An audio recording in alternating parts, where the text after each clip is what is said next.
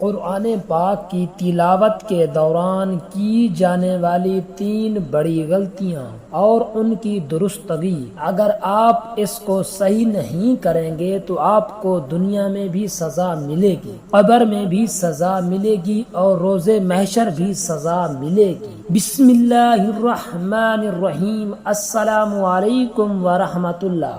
محترم ناظرین، قرآن پاک پڑھتے وقت یہ 3 غلطیاں کبھی نہ کرنا۔ قرآن کریم وہ واحد کتاب ہے جس کے ایک حرف کی تلاوت پر 10 نیکیاں ملتی ہیں۔ قرآن مجید اللہ تعالی کی عظیم کتاب ہے، یہ برکت والی کتاب ہے۔ اس کی ہر آیت کریمہ مومنوں کے لیے شفا ہے۔ ان کے ایک ایک حرف میں 10 نیکیاں اللہ تعالی نے مقرر فرمائی ہیں۔ قرآن کریم دنیا اور آخرت کی پریشانیوں کا علاج ہے۔ قرآن پاک رحمتوں کا خزانہ ہے۔ حضرت عبداللہ بن مسعود رضی اللہ تعالی عنہ روایت کرتے ہیں کہ جس نے کتاب اللہ کا ایک حرف پڑھا اس کے لیے 1 نیکی ہے اور 1 نیکی کا ثواب 10 گنا ہوتا ہے۔ میں یہ نہیں کہتا کہ الف لام میم 1 حرف ہے، بلکہ الف 1 حرف اور لام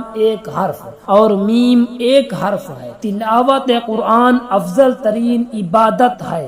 حضرت نعمان بن بشیر رضی اللہ تعالی عنہ بیان کرتے ہیں کہ حضور نبی کریم علیہ الصلاۃ والسلام نے فرمایا، میری امت کی سب سے افضل عبادت قرآن پاک کی تلاوت ہے۔ یہ عظیم کتاب ہے، اس کی تلاوت کی بے پناہ فضیلت ہے۔ حضور نبی اکرم صلی اللہ علیہ وآلہ وسلم کی احادیث مبارکہ اس بات کی دلیل ہیں کہ آپ صلی اللہ علیہ وآلہ وسلم قرآن کریم کی تلاوت فرماتے اور حضرت جبرائیل امین علیہ السلام کو سناتے۔ حضرت عبداللہ بن عباس رضی اللہ تعالی عنہما سے مروی ہے کہ حضرت جبرائیل امین علیہ السلام ہر رات آپ صلی اللہ علیہ وآلہ وسلم سے ملاقات کرتے اور آپ صلی اللہ علیہ وآلہ وسلم کے ساتھ قرآن کا ورد کرتے۔ مزید برآں روز قیامت تلاوت قرآن کا اہتمام کرنے والوں اور اس کی حفاظت کرنے والوں کی شفاعت خود قرآن کریم فرمائے گا۔ حضرت عبداللہ بن عمر رضی اللہ تعالی عنہ بیان کرتے ہیں کہ حضور نبی اکرم صلی اللہ علیہ وآلہ وسلم نے فرمایا، قیامت کے دن روزے دار اور قرآن دونوں بندے کے لیے شفاعت کریں گے۔ روزہ کہے گا، اے میرے رب،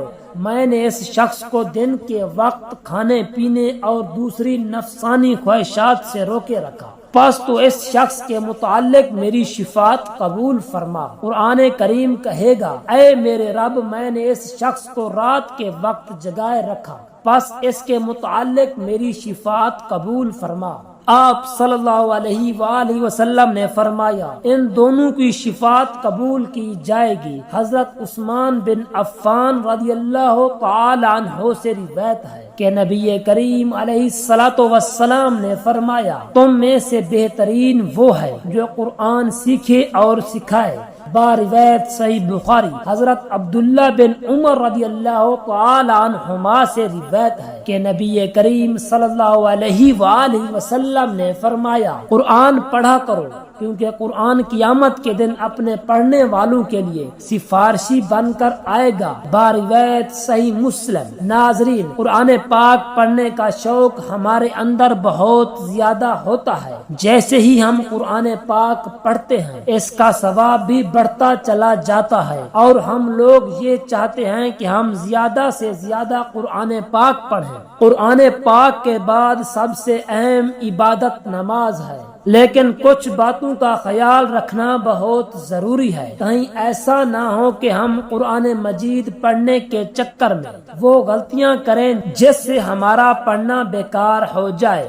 جب ہم زیادہ سے زیادہ قرآن پاک پڑھنے کی کوشش کرتے ہیں تو بعض اوقات جلد بازی میں قرآن مجید کو اچھے انداز میں نہیں پڑھ رہے ہوتے۔ ہم قرآن مجید کے الفاظ کو کتر کر پڑھتے ہیں جو کہ مناسب نہیں ہے۔ قرآن مجید پڑھتے وقت اس بات کا خیال رکھیں کہ اس کے الفاظ بالکل صاف نکلیں، کیونکہ جلد بازی میں اگر زبر زیر کی بھی غلطی ہو جائے تو آیت کا مفہوم بدل جائے گا۔ بعض لوگ بڑے فخر سے بتاتے ہیں کہ ہم 10 منٹ میں پارہ پڑھ لیتے ہیں، ایسا ہرگز نہ کریں، کیونکہ اگر آپ کی غلطیوں کی وجہ سے قرآن پاک کا ترجمہ بدل جائے تو آپ بہت بڑے گناہ کے مرتکب ہوں گے اور سزا بھی بہت سخت ہوگی۔ اللہ تعالی قرآن مجید پڑھنے والوں کی صفات دیکھتے ہیں، مقدار ہرگز نہیں دیکھتے۔ حدیث میں آتا ہے کہ جو شخص قرآن مجید کو پڑھنے میں دشواری محسوس کرے لیکن پھر بھی کوشش کرے،